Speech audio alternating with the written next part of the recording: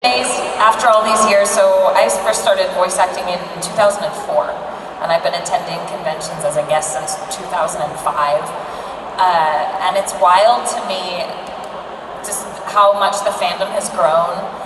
And so I can't really pinpoint something as specific as like the panda story, but anytime we get to have a panel that is maybe focused on a particular show, and I get to sit there with like 10 to 15 of my castmates, and I just kind of look back at my history, my long career through the people that I'm at the table with.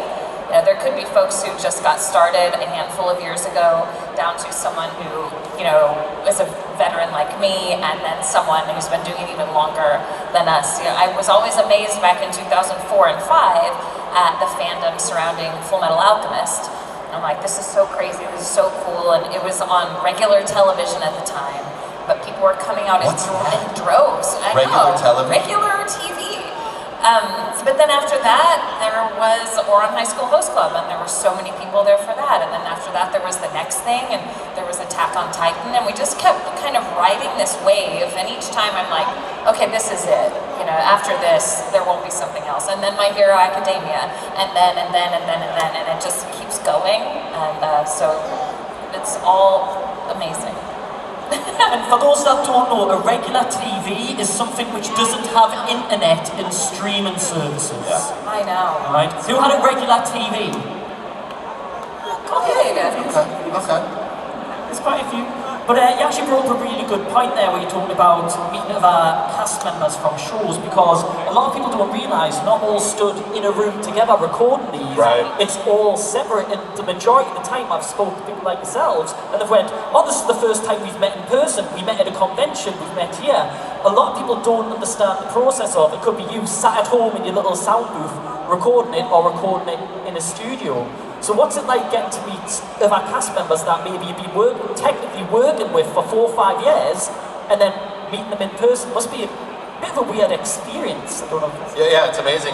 So Jujutsu Kaisen, we brought it up earlier, that was recorded during COVID. Everyone was home. We didn't know each other, and it's a lot of new actors as well. Not only new actors, but some brand new actors. So the season 1 of Jujutsu Kaisen, the movie Jujutsu Kaisen 0, Tower of God, all of the first big shows that I worked on were during COVID. And so not only were we separated from each other, but we're literally like in our closets at home learning how to record from home for the first time. So yeah, seeing people at conventions, these people, I mean, because we're talking years for Jujutsu Kaisen of recording, then a movie coming out, and all this sort of stuff. Seeing them at conventions for the first time was the first time we were like meeting these friends that we've known for years.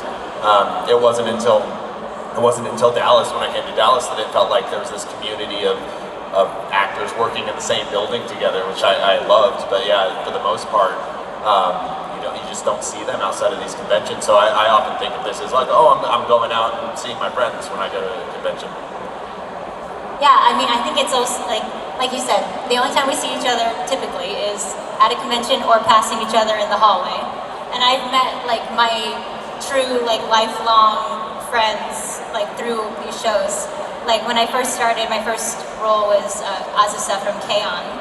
And now all of those girls are truly my best friends. Stephanie, Cassandra, Christina. I love them to death, and without, you know, these shows, without these events, without all of this stuff, I might not have even met them or had them, so I'm really thankful for it.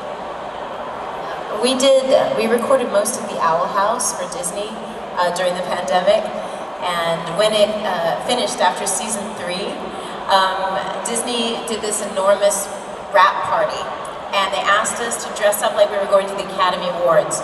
So just really dressed to the nines. They rented out this entire beautiful restaurant that was like this casitas, and the problem is we'd only seen avatars on Zoom or us in pajamas for 2 years. Yeah.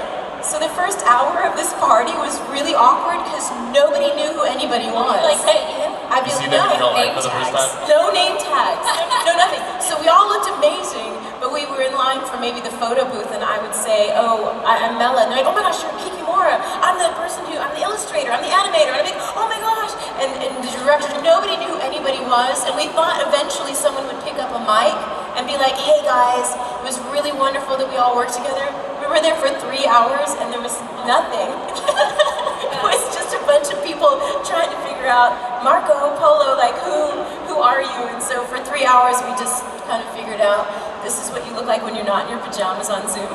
It feels like you should have had a bingo card. Right, I've met that person, and then you win a We should prize. have done that, yeah.